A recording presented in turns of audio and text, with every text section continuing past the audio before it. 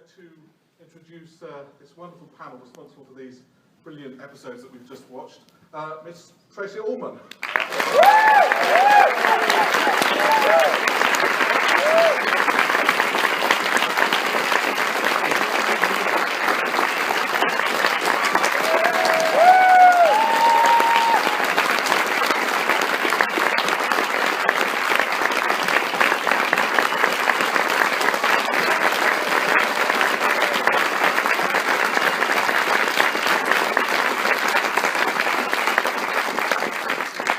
Thank you all for coming, and we'll be going the wonderful writers, Kevin Cecil and Andy Riley.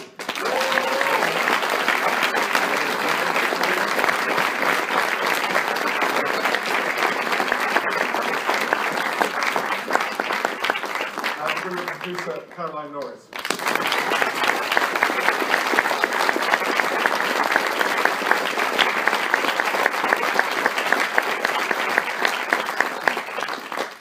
So, wonderful to see you all.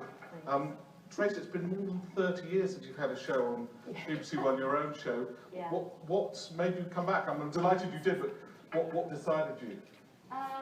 Well, I haven't been given a job or asked to work here in so long, and then I met Charlotte Moore and my family Moore at the BBC, and I realised there were some girls in charge nowadays. And 30 years ago, it was a lot of men who talked about the goons. What? And it's been a while, but I got asked, basically. And then I met Caroline. It started with you and me, didn't it? And then we just began to grow and met this fabulous team. And on we went. And I've had a wonderful time doing it all. Well, it's a wonderful result as well. Caroline, how did you build the team from just the two of you? Well, it was great actually. I met with Tracey and we made a list of people that we'd like to work with as writers on the show, and I contacted them all and they all said yes. That's basically what happened. It doesn't often happen that way. Was it like Shane said when he went to Charlotte Moore and said, you know, it's Tracey Ullman, and everyone just said yes? So would you like to work on the Tracey Ullman show? And they all said yes, please. So yeah, that really helped. Without embarrassing Tracey too much, what is it about her as a performer that made them all leap at the chance? We'll do embarrass her. Yeah. Go on. Yeah. No, she's amazing. When I was asked to do it, you know, I've known Tracey since, not personally, but you know, since I was, am I allowed to embarrass her really? So 10. And she's incredible. She's done so much, and she's so talented, and she's able to do everything. She can do impressions, and she can do all sorts of characters, and you've seen she can become everybody. I mean, when she was the guy in the cafe. That was extraordinary. Yeah, I mean, she shouted at me in the morning, going on her way into makeup, and I thought, who's that? That's all. And I was quite annoyed until I went, oh, hang on, she's playing a mouse. Yeah, that day, it was like the day the ball boys were fainting in Wimbledon, So you know, hot. and there was me and my head covered in, that was quite Yeah, no, the guy who wrote all our music came in, and he did the same thing. He's known Tracey for years, and he spent the whole time going, who's that extra? What was it like playing that character, Dominic? I mean, it is an extraordinary transformation. When you wrote that character, I remember telling you about, We started with a photo drawing, we had all these photos all over the walls, people that sort of inspired. Yeah, one of them just looked like me. And it was like, we're an idiot that looks like that. There was a disenfranchised white man who's working, you know, out of a Starbucks and, you know, doesn't like having a woman boss, and yeah, it was quite a character. But all the makeups, I have to say, I had a genius makeup team, the best I think I've ever had. Vanessa White and a chap called Floris, a Dutch makeup designer. I mean, just brilliant. And he took a cast of my face and then sent me a picture on the cell phone of how he was going to make me look like Judi Dench. I thought, wow, I really look like Judi Dench, you know. I mean, he really incredible, just, you know, design, and it just helped enormously. And then I had a lot of padding on as Judy, and then I had to wear one of those suits like racing drivers wear to keep you cool. Yes. And so a tube would constantly come down my leg and be attached to a machine that had ice in it, and I was always dripping with this tube and swinging it. And, She was like one of those the robots and humans. Yeah. So we had to go and plug her in between takes. But didn't you surprise some shopkeepers in Richmond when you went as? Yes, I wanted to go shopping. I saw a Margaret Howell and they had a sale. And I was walking around with my swimming my tube, and then I went into the shop like, well, I was like, this is strange. But you know, I have to stay in character, it's like fun. Well, there's on one of the Judy days that I was at, there was someone who started, not one of the ones that I saw today, but one in another episode, but somebody started filming it on their phone from an upstairs window, clearly thinking it was Judi Dench, because he had to get within 10 feet to see that it wasn't Judi Dench. And he suddenly stopped mid-take and just said, please, could you stop doing that? And there's no way they still wouldn't have known. What's the thinking behind remaining in character all day? You just have to, it just saves time. I mean, it's not like I'm in my actressy thing. It just, I like improvising with the crew. It's fun, you know, and they really like certain characters. They loved Angela Merkel. Yeah, a lot of she's great. respect for me as Angela. I feel like I'm Angela Merkel. Yes, they liked her very much. And, they liked Camilla. She was a lot of fun for the crew, you know. And it just saves time. It's just I really get into it. I mean, I get such a kick out of it. You know. Andy Kerry, that Caroline said, all the writers said yes immediately. What for you was the biggest thrill of being invited onto the show? Well, luckily enough, several times in our career we've been asked to write for people that we used to see on telly when we were either kids or teenagers, and you just can't turn it down for certain people. Yeah. So it's like with Alexi Sale, when we had we thought, oh no, we have to. And we didn't plan to be writing a sketch show this last year, and then Caroline said, do you want to write a play? Yeah. Because you kind of hear the 11-year-old in yourself go, and you have to go along with that. So yeah, that's sort of. And I think we just started doing it. We thought, well, just do a little bit. Yes, just a tiny bit, yeah. And then when we met Tracey, you know, and it was just so much fun, and she's so incredibly versatile. So you can just produce anything, and she'll be able to do it brilliantly. And so you sort of get sucked in. It's just really. Yeah, I lured them in. Just do one or two. Yeah. You often need 5 or 6 people to do a sketch show. You need that many people to get that amount of range. Whereas occasionally you can have one person that has got all the range of like 5 or 6 normal comedy performers. Yeah, and I'm Like a this gender as well. Yes. And what was the experience like for you all in the writers' room? Could you talk a bit about that? Yeah, so Tracey came in, Tracey is awful. Some weird room in the American church. And yeah, with the printer that didn't work. We showed her all of British TV hospitality. Tracey came in with a lot of ideas and a lot of people that she'd been thinking about, a lot of characters she'd noticed or news stories she'd seen. So we had a lot of pictures up on the wall that she said, these are the sorts of people. So Alanda came from a news story. She'd seen a picture of an immigrant propped up against the caravan in somebody's driveway, and it had been a news story. She said, I want to do this guy. And so we talk about the different characters, which she wanted to do, the guy in the coffee shop, she said, I've seen him in the coffee. Tracey goes around watching people, because she's been quite anonymous, she says. No, people think I'm Julie Walters. Go to the BBC. Just because you're not a normal person prosthetic. They wouldn't let me in the BBC. They made me get a security pass. I had to go, and I had to take half their work to go and do it. They just would not let me in. And then eventually, this bloke said to me, I know you are, don't worry, Miss Walters. I'll try, keep that. It's like, So we had all these pictures around the walls, and the writers would come in once a week, and we'd sit around and we'd discuss ideas. Well, it was like a gang hut. Yeah.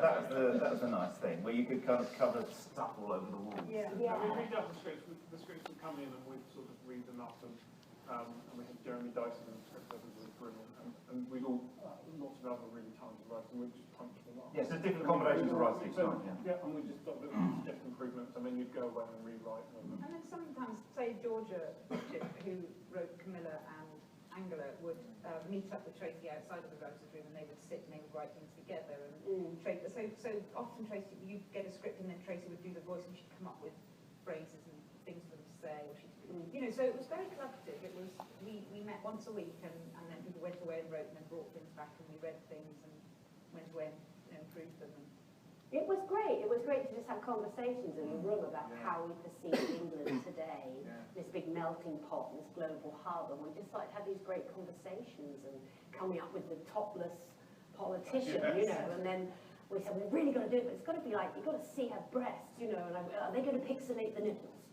You know, and then it came through, and the word from the BBC came through as, they're not going to pixelate the nipples. Great! You know, no big day for us. That goes up to DG, that kind of thing. We went all the way up to DG.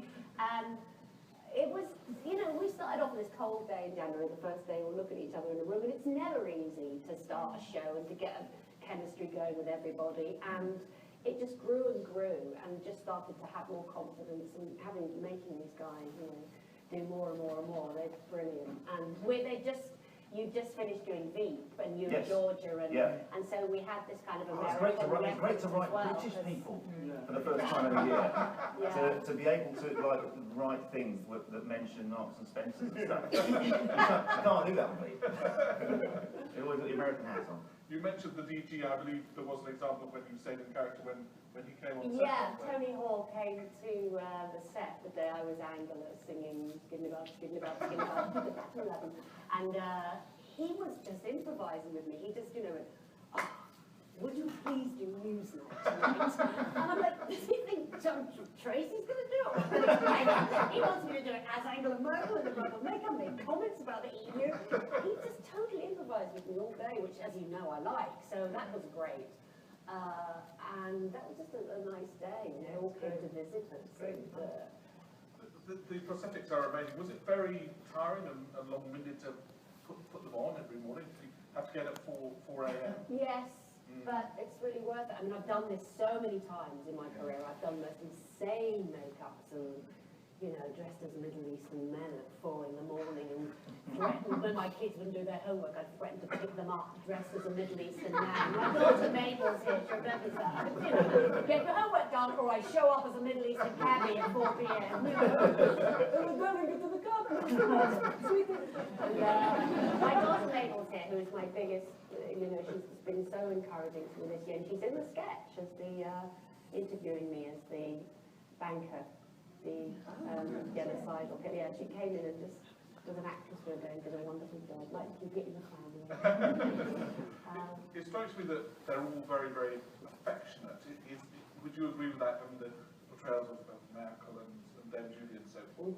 Yes. Was that the approach? Yes, I'm not mean-spirited. I don't think I ever have been in my comedy. I'm not laughing at them. I mean, my family said a brilliant thing. I kind of use them as a Trojan horse.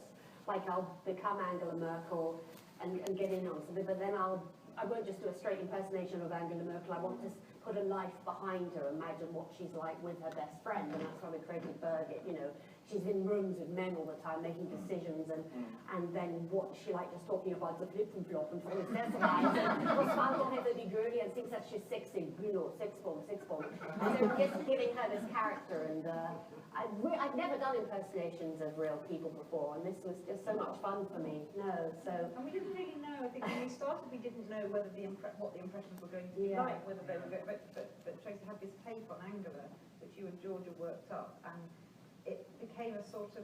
And then you came up with these two came up with the idea for the Judi Dench, and we were just thinking, you know, it's so nice that they are affectionate. They're not. They're impersonations of them, but we're not saying that's what they're really like. We're just saying, I bet Judi Dench could get away with anything.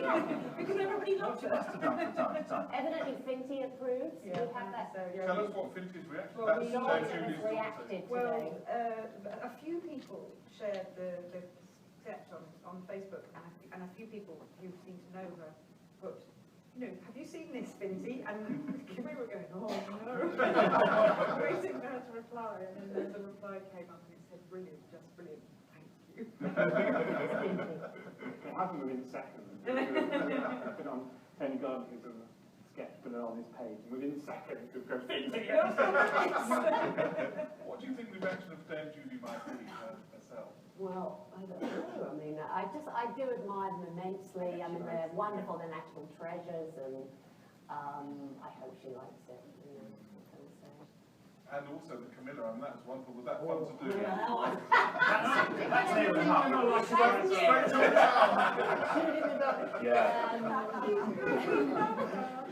You love that, immediately. Yeah, no, don't know about that, but we'll see, you know, they're not at 10:45, James, they're never going to know. We don't expect any Facebook messages. Yeah. Oh, what's this Carol Middleton the week after? She's going to love it. She's going to love it. Do you have a favourite out of all the characters? No, I never do. That's why, if I did, I would write a show where we could write a show where I just played one and don't put myself through all this torture. I don't know. I'm a sort of happy little schizophrenic. I can't wait to get to the next one. You know, I'm always like ripping off the makeup. Some of them are easier to do, but they all have a value to me. And sometimes you look at shows after a while and you go, oh, I'm glad I did that, or I made that point. And I really like my look as the tap dancing Welsh librarian. That's one of my favourite. That's actually me. That's just a wig. Wow. That's just me all day. So I just love doing this varied thing. I've done it since I was a kid. I'm eclectic, and to still be doing this at this time in my career, it really is a privilege to be asked by the BBC to do this. I'm just so thrilled. I mean, it's meant a lot to me this year. As you can see, it was Alan McEwen Presents goes up at the end there, and that was my late, great Alan McEwen, my husband, who really, we worked together for 30 years, and he gave me the confidence and the base to be able to go and do all this. And I'm so, you can be proud of me. I think you'll be proud of all of us. It's really good.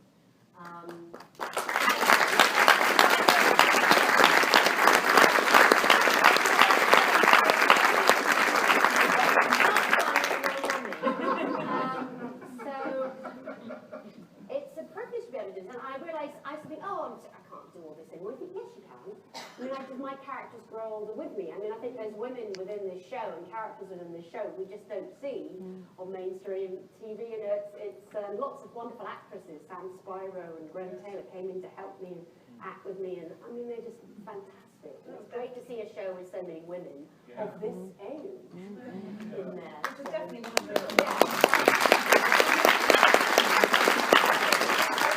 When I was asked to do it, just thinking about all the people that we could do, the sorts of characters we could do, and I said, I haven't been able to do any of those. Although Tracey played them all, obviously. Yeah, but we haven't been able to, I know I've done various sketch shows, and I've never had the opportunity to do so many women, so it was really exciting. The received wisdom about sketch shows sometimes is that it's hard to establish an audience because it is new characters all the time. So is that the idea of having narratives running through some of the stories? So I think the thing is with a sketch show that it's the character, it's either got a theme or it's the character of the star who's in it. So Horror Histories is a history show.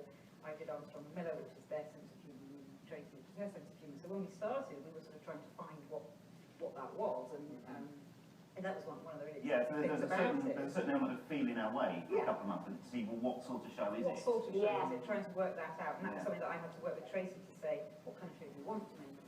And then Tracey had this idea that she wanted to do a day in the life, and that was going to be of the country, and that was going to be the sort of format of it. So we kept it quite loose because I think that's the best way to do it, not to be too heavy-handed with it.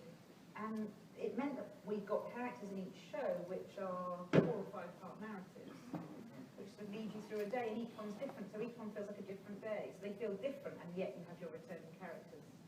So it gives you a way of having a lot of variety. Yeah, that was a good framework. And then when you watch this series, there will be repeat characters that come back and say, you go, oh, if you like her, you'll see her or him in another show. And finding the format was hard. You're tough. She's great. She's so, relentless. I needed a great producer. I needed someone to take a hold of me and say, look, you haven't done this in a while. This is the discipline. She's really tough. I wasn't very well. She's great. Forcing Yeah, jokes. Tell her now.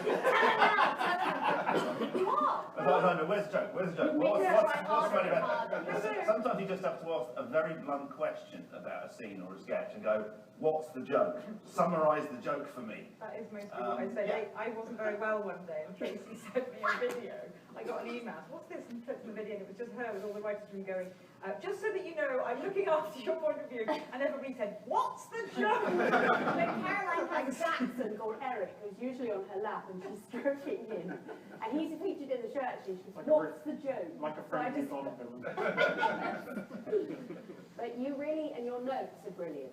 and you're writing yourself, and you keep us on track, and you just never stop getting that next draft, and nobody complained, because we really wanted to, you know, and we tried things, they didn't work, and nobody I think was vain. a lot of that comes from having made lots of sketches and been in the edit and knowing what you regret at that stage. So if you're just going to go, oh, it'll be fine like that, you know that when you get in the edit, you think, oh, I wish we'd just done that extra draft, I wish we'd just looked at that again. And the writers were all absolutely brilliant, and even we then had rehearsal rooms, and they came and sat in the rehearsal rooms, and we were rewriting sketches all the way up to the moment we went out filming. Yeah, there's a certain amount of rewriting, everyone rewriting other people's stuff as well. Because there's some things in there where I'm unsure whether we did that bit or not. Yeah. Which is not a bad position to be in. No, yes, that's right. Yeah, I remember we had the bones of the Nicola Sturgeon piece, and then you sort of grabbed it in the rehearsal, and you just like in 15 minutes more. Oh, that was actually the best 15 minutes of work I did last year. I'm glad you remembered that. No, you really quit, yeah. You done a couple of cappuccinos, you're a bit jumpy. But that's what's fun, spontaneity, and just pacing yourself and knowing that you have the right intentions, and you know it's gonna. But I say it's been a joy. After so long in the US, what did you most enjoy about working back here? It's just the same. You sit in a room and you look at each other and you have to get, it's the same. I mean, it's... And you get paid less. It's just the same. You look, you know, there's production and it's no different.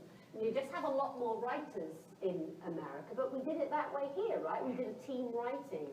I mean, it's sometimes in England, it's like a guy goes away to Brighton and writes something on his own, and his cat gets really lonely for 4 weeks.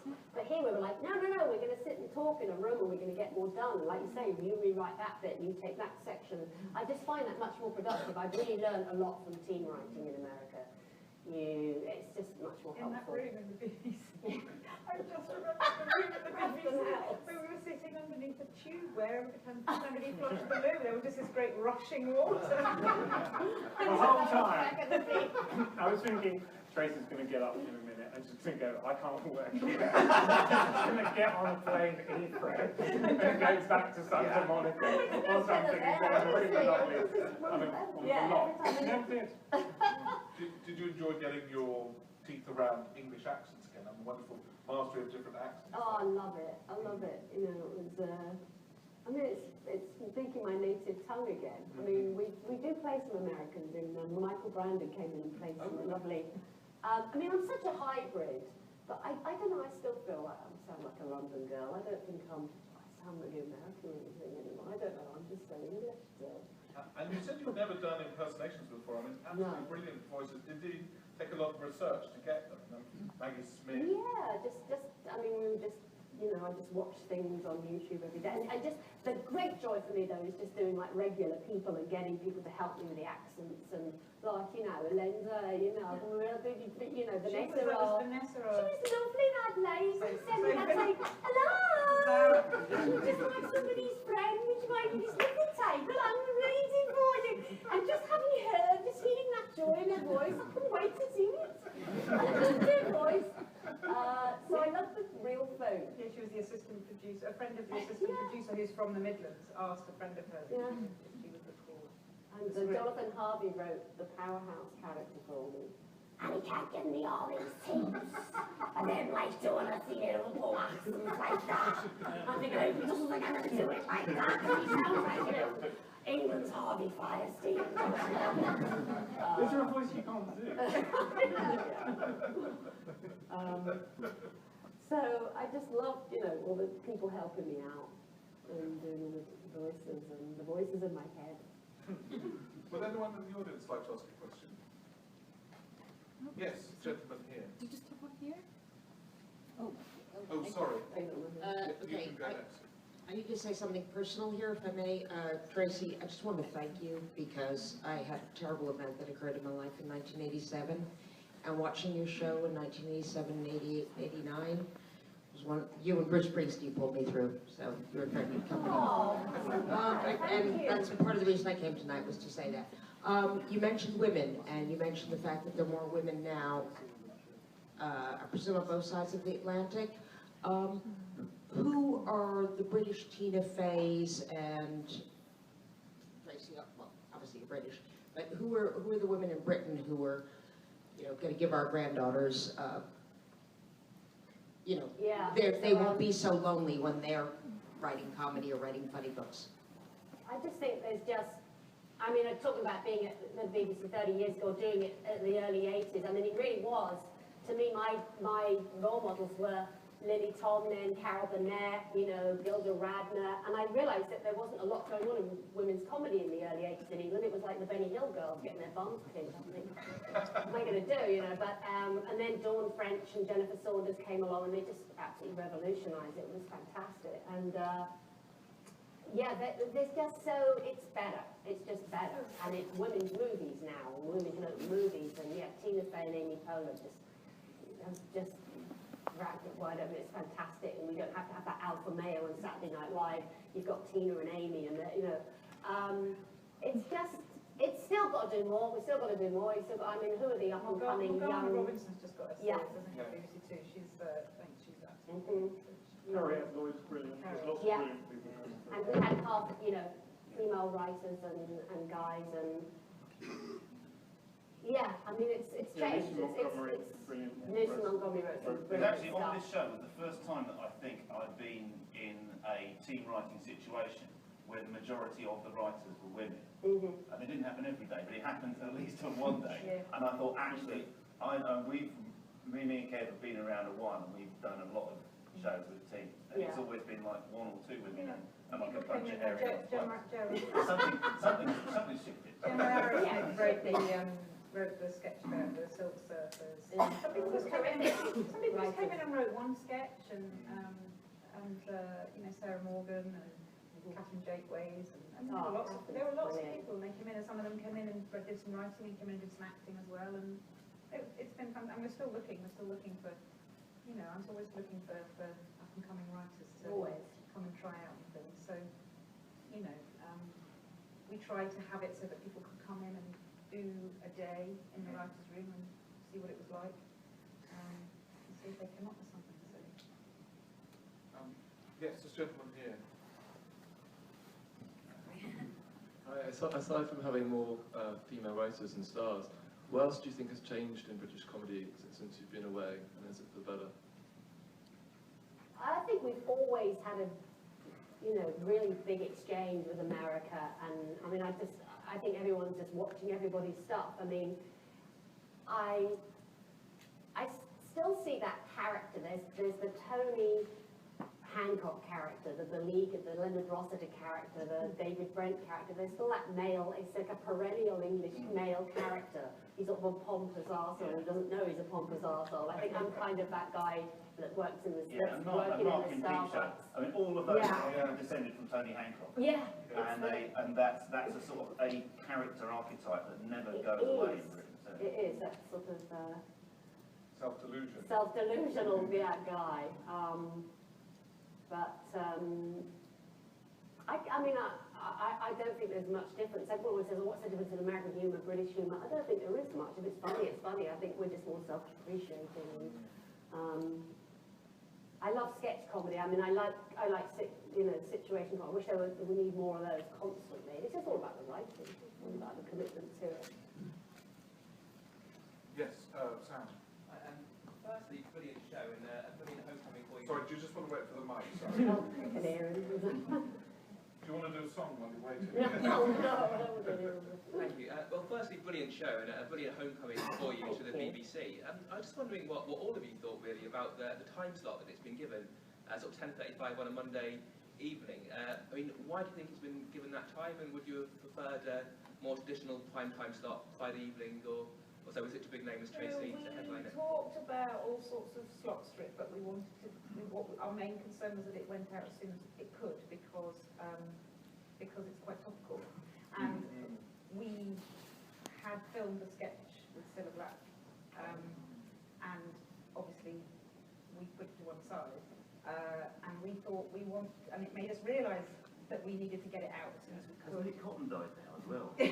Yeah. So there you I go. always think that one was There's a good. fictional bit. But no, I mean, I think it's. I don't think we don't necessarily want to be in a place where everybody's expecting enormous things. I think they're quite happy to. I wasn't Mrs. Brown's voice like in that Yeah, slot. lots of things start Bit of there, and swearing, and isn't car it? share, and I mean, I don't think we've never thought of it as a. I think you're hoping also that people, you don't want to take it for granted. You don't want to say, No. right, well, we're back after 30 years, so therefore everyone's watching. You want people to find it. And I don't think there's a point of TV anymore. No. I think people watch the show when they want to watch it.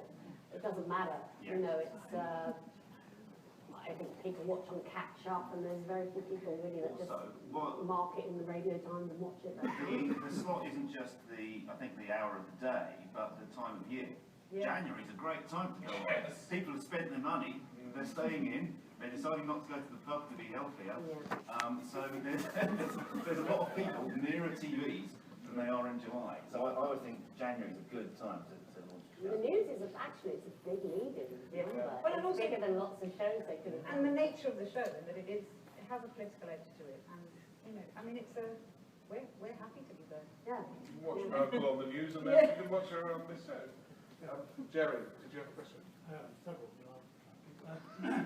you mentioned a Do political. you want the mic?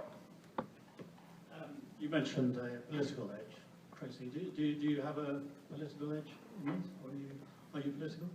I just think I'm, you know, just matured somewhat, but I like, you know, you discussing topics like this, and not particularly. I like to tell more stories and don't keep it too surface, yeah.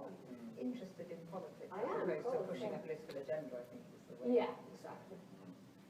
And why did you choose to have yourself as a 6-year-old jumping around in the bedroom to start the show? We can tell the story of that.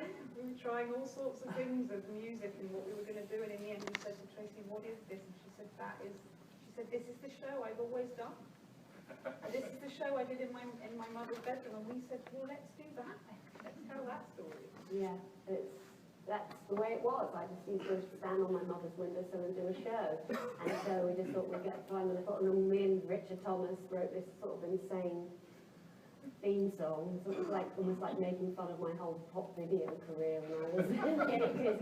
And that's what it is. And that little girl that played me was, I think we found her in like 2 days. She was brilliant.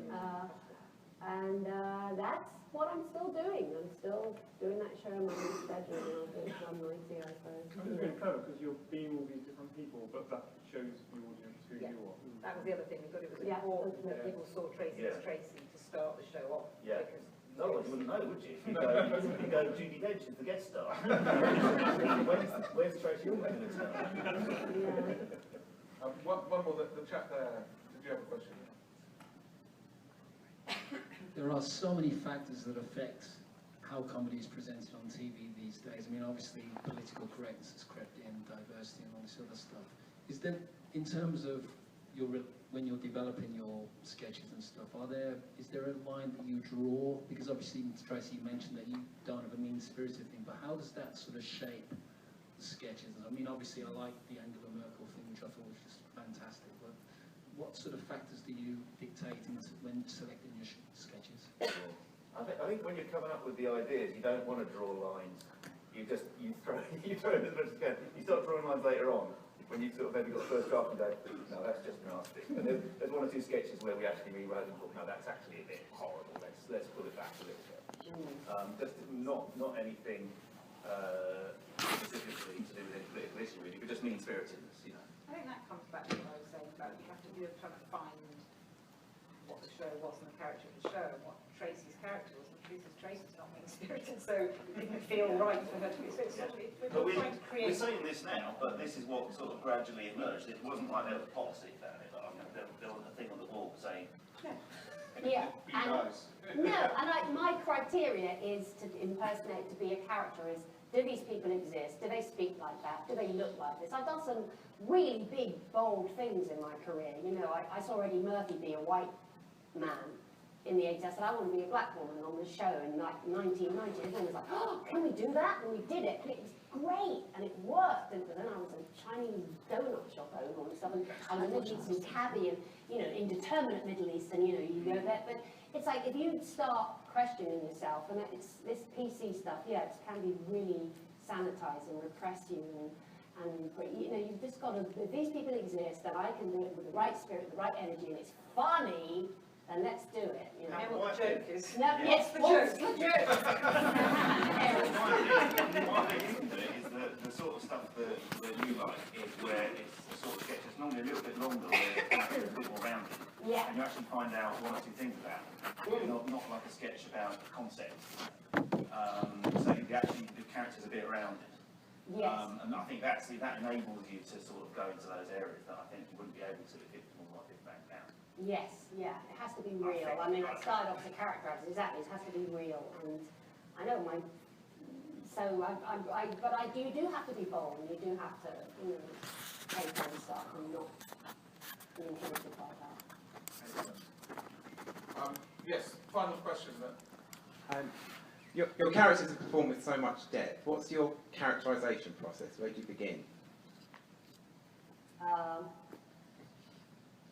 It's, I don't know, it's just got to be real, it's got to be, if I can do the voice and if I can, you know, it's like if it feels like Ken Loach.